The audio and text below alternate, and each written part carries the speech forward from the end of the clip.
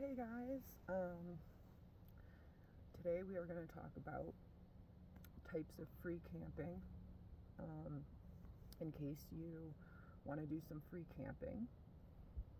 Um, we'll go over the types that they have and the places that you can go, some of the better ones and the not so good ones. Um, so, most free camping, pretty much all free camping, is going to be either dry camping, boondocking, or dispersed camping, whatever. Dry camping and boondocking are pretty much one and the same. I mean, some people on the internet might dispute that, but basically, dry camping is when you are self sufficient and you have no hookups. And you either use solar or a generator for your power, and you have your own bathroom, you fill up your tanks for the water and all that good stuff. And boondocking is basically just a type of that. Um, so, anyways, some of the free camping, and you really got to look in your area because it depends on where you are in America that you're going to have these options. I'm from the East Coast, and the East Coast does have types of free camping, but it's a lot fewer, far between, and harder to get like it's all further away from supplies and stores, even more so than out west, I feel like, because the East Coast just doesn't have a lot of land, as much land as they do out here, more spread out. So anyways, the first type that we can talk about is BLM land camping. This is probably the first type of free camping that I heard about, but it's probably my least favorite. But in a pinch, it's not bad. It's just, well, BLM kind of encompasses a couple different types of camping, but if you do any BLM camping, just make sure you read the reviews on the place because some of them can get kind of sketchy. BLM stands for Bureau of Land Management, but they also do other types of camping too. They have regular dispersed camping, which is pretty much similar to the BLM, although they might have like fire pits or something like that. BLM land is usually just a bunch of land spread out, and people will camp there. A lot of times it's like off a highway or something, or a main road. And you can stay there for 2 weeks. Pretty much all these campings that I'm going to talk about, you can stay for 2 weeks unless it's a business. And then you have like the national forests and the state forests, and a lot of them, especially out west, will have free 2-week camping where you can stay in the same spot for 2 weeks and then you have to move every 2 weeks. But out of those, my favorite is the national forest free camping because I feel like it's usually in a better spot, like in nature, near hiking, and less sketchy people than you would on the regular BLM land. And then you can pretty much look up all these. If you just look up free camping in your area or the area you want to go to, all these things will come up and you can look at the different types. Make sure you read the reviews before you go there because we've gone to some like BLM or national forest areas that weren't that bad, and then we went to other ones that were like really crowded and had maybe some sketchy people. So the closer you are to like a highway and stores are gonna, I notice, be more crowded and have more sketchy people. The further out you go from stuff, you're gonna have more privacy and less people because a lot of people don't want to drive back and forth all the time. So yeah, so dispersed camping, BLM land, the national forests, the national grasslands,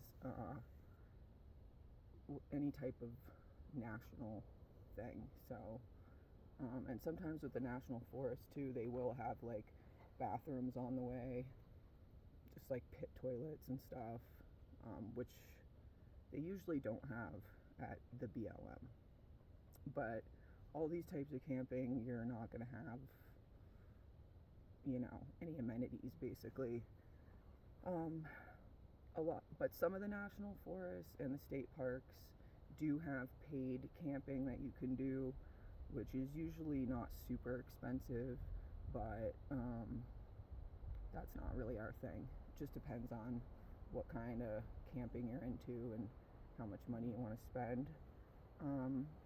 And then the last one that I wanted to tell you guys about technically isn't free, but I feel like a lot of people don't really talk about it. It's called LTVA, and it stands for Long-Term Visitor Area.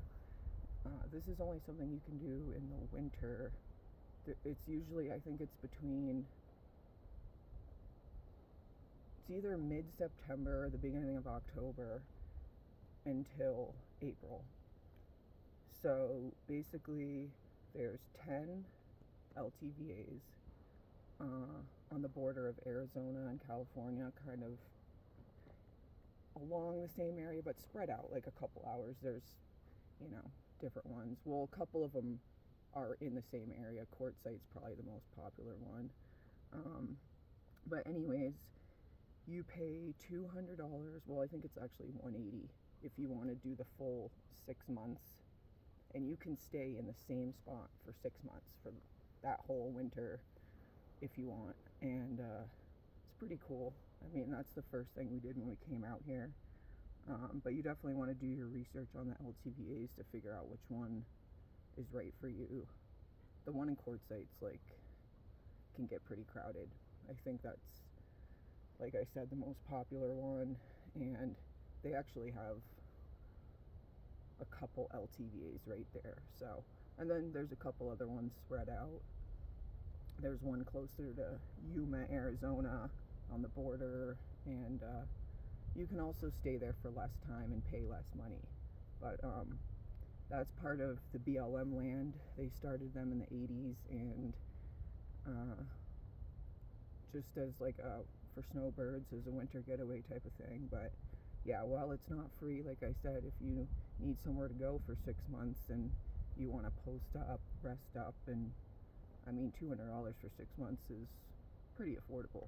So but yeah, I would highly suggest for people to check out the national forests or grasslands, or your desert areas, the nature spots, because I think that's the best camping you can get.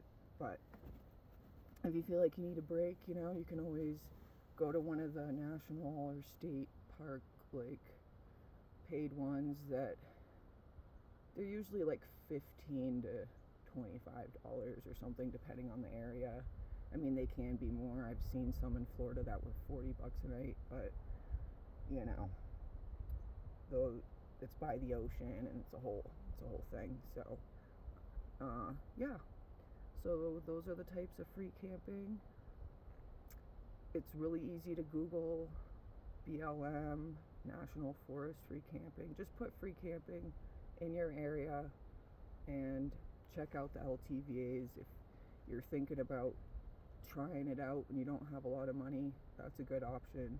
That's what we did the first winter we came out here. So alright guys, I hope you liked the video, and if you have any questions about free camping, just put it below in the comments. And if you do want to use an app, I think probably one of the best apps now is iOverlander, and you can, if you don't feel like Googling it and you just want to pull up an app, that's a really good one. And it also tells you where to get free water, where to get propane, where bathrooms are. It's actually a pretty good app, so check that out. And I will put the different types of free camping below in the comment area, so that way you can have a visual. Alright guys, have a good one. Bye.